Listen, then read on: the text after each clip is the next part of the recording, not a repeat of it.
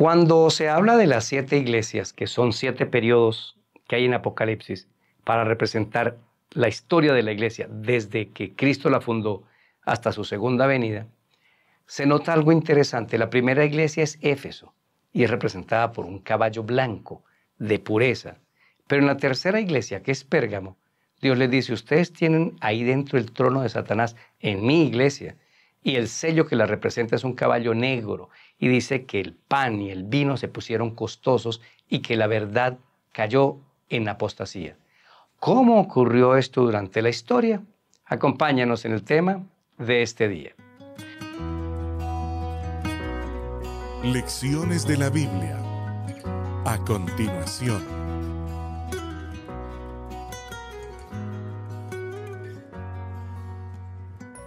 Bienvenidos a Lecciones de la Biblia, un espacio para estudiar y entender la palabra de Dios. Tema de hoy: la apostasía. Daniel capítulo 8, versículo 9 y 10. Y de uno de ellos salió un cuerno pequeño que creció mucho al sur y al oriente y a la tierra gloriosa, y se engrandeció hasta el ejército del cielo, y parte del ejército y de las estrellas echó por tierra y las pisoteó. Versículo número 12. Y a causa de la prevaricación le fue entregado el ejército junto con el continuo sacrificio, y echó por tierra la verdad e hizo cuanto quiso y prosperó. Bueno, este poder del cuerno pequeño es el mismo primer poder de Apocalipsis 13:1. Es el mismo poder. Pero aquí hay un identificador. Dice que invadió el santuario, es el santuario celestial. En el santuario solo Cristo puede interceder por nosotros, y es un poder que en el santuario puso otros intercesores para perdón de pecados y para llegar a Cristo, cuando eso no es necesario hacerlo, porque dice: hay un solo mediador entre Dios y los hombres, Jesucristo hombre. Pero aquí dice que echó por tierra la verdad e hizo cuanto quiso.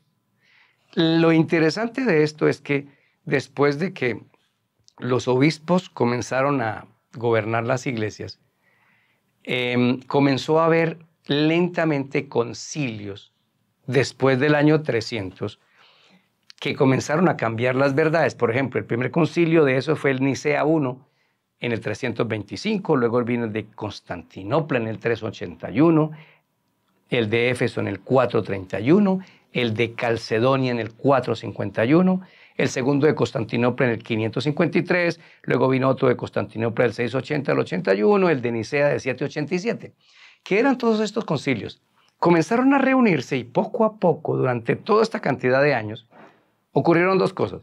La Biblia le fue quitada al pueblo, la gente no tenía Biblia. Y en segundo lugar, la iglesia comenzó a cambiar las verdades lentamente. ¿Qué verdades? Las establecidas por Jesús. Les hago un pequeño recuento. El bautismo de adultos, como Cristo fue bautizado, se cambió por el bautismo de niños.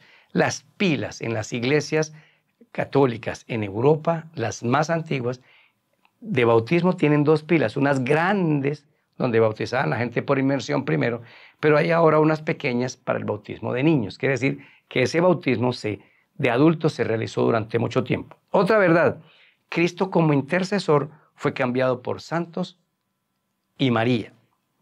El sábado fue cambiado por el domingo desde Constantino, y luego la iglesia católica lo adoptó, y luego las iglesias protestantes lo adoptaron muchísimos años después. Otra verdad: los muertos duermen, dijo Jesús. Lázaro duerme, la hija de Jairo duerme.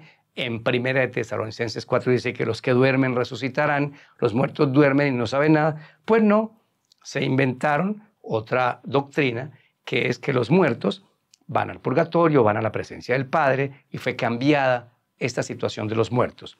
El sacrificio único de Cristo. Cristo fue sacrificado una vez, pero se impone el sacrificio de la misa, donde Cristo, cada vez que hay una misa, debe ser sacrificado. Y finalmente, la confesión de pecados a Cristo se hace ahora a una persona. Todas las doctrinas durante muchos años fueron cambiadas lentamente. Finalmente, por allá, cuando Lutero empieza la Reforma y después la Biblia vuelve a salir, todas estas doctrinas ya fueron otra vez levantadas a la luz. ¿Qué fue lo que hubo? Este poder creó la apostasía. Por eso en Pérgamo dice: ustedes metieron en la iglesia el trono de Satanás. Es un mensaje durísimo para la iglesia. pero real. La verdad es Cristo. Gracias a Dios que hoy tenemos una Biblia y usted puede comparar todas sus tradiciones. ¿Por qué digo tradiciones? Porque todos estos cambios, como no tienen ningún fundamento bíblico, se sacaron dogmas. ¿Qué es un dogma? Es una orden que da la iglesia que no tiene fundamento bíblico, pero yo lo digo. Eso se llama dogma. Gracias a Dios que tenemos a Jesús, que es la verdad, y la Biblia para entenderla. Y hoy, para este tiempo del fin, necesitamos levantar la verdad de Cristo, que incluye su verdad doctrinal. Oremos. Señor, ayúdanos a entender esta situación tan complicada, porque por muchos años, por tradición, tal vez hemos vivido y guardado algunas cosas que necesitamos de todo corazón evaluarlas y tomar nuevas decisiones. En el nombre de Jesús, amén.